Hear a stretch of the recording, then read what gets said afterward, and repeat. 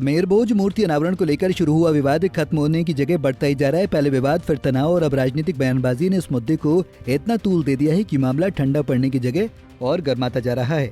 हरियाणा के दर्जनों बीजेपी कार्यकर्ताओं नेताओं ने बीजेपी से इस्तीफे दे दिए और इसके साथ ही राजपूत समाज के गाँव में भाजपा के नेताओं की एंट्री बैन हुई है।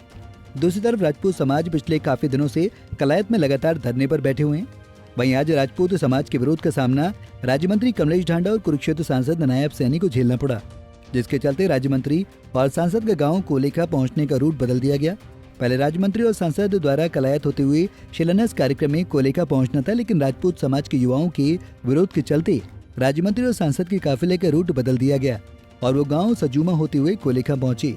मंत्री को आना था, लेकिन हमारे शहर के अंदर पहले भारतीय जनता पार्टी के नेताओं के पूर्णतः बहिष्कार के पोस्टर लगे हुए हैं। लेकिन जब हमारे युवाओं ने पता लगा, वो उन्होंने मोर्चा संभाला और सीआईडी वगैरह जैसे यहाँ मौके पे आई, उन्होंने मंत्री का जो रूट था उसको डाइवर्ट करा दिया। लेकिन हम सीधी एक बात कहना चाह रहे हैं, जो हमारी 4 मांगे हैं जब तक वो पूरी नहीं होती तब तक हम बीजेपी के किसी भी नेता को अपने शहर में नहीं बढ़ने देंगे। अगर वो हमारी मांग पूरी हो जाती है, फिर हम मेरा समाज और जो आज कमेटी है और जिन साथियों ने रिजाइन किया है पार्टी से, सलाह मशवरा करके सभी को फिर बाद में छूट भी दी जाएगी। वो पाइपलाइन आई हुई है कलायत की विकास के लिए आई हुई है, उनका श्री गणेश करने के लिए ये विकास ये तो रुकावट है ना, ये रुकावट नहीं है। ये अभी श्री गणेश अभी होना था कि 1 महीने से मेरे समाज के ऊपर लठ बरसियां, उससे पहले श्री गणेश कहाँ पे गया था? 4 साल से क्यों नहीं सोची?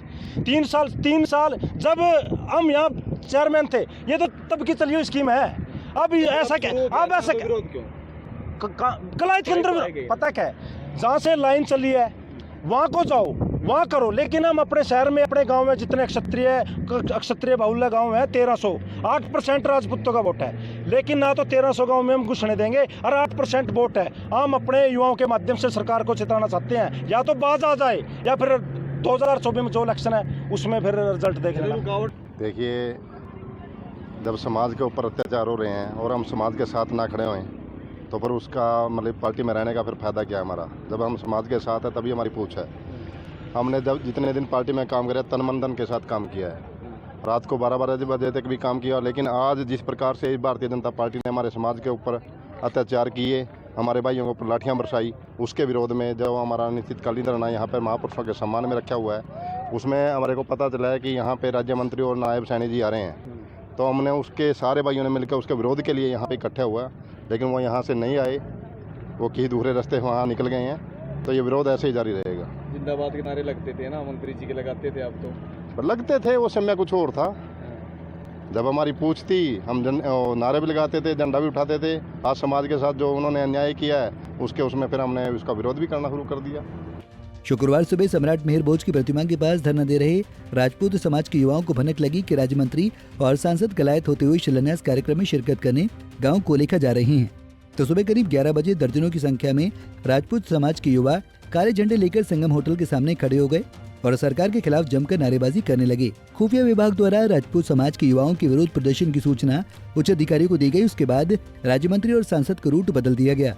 प्रदर्शनकारी राजपूत समाज के युवाओं ने कहा कि जब तक उनकी मांगे नहीं मानी जाएंगी तब तक बीजेपी के किसी भी मंत्री या सांसद राजपूत बहुल गाँव में नहीं घुसने दिया जाएगा। कैथल से जयपाल रसूलपुर, पंजाब केसरी टीवी। हमसे जुड़े रहने के लिए हमारे YouTube चैनल को सब्सक्राइब करें और नई वीडियो की नोटिफिकेशन के लिए बेल आइकॉन को दबाएं।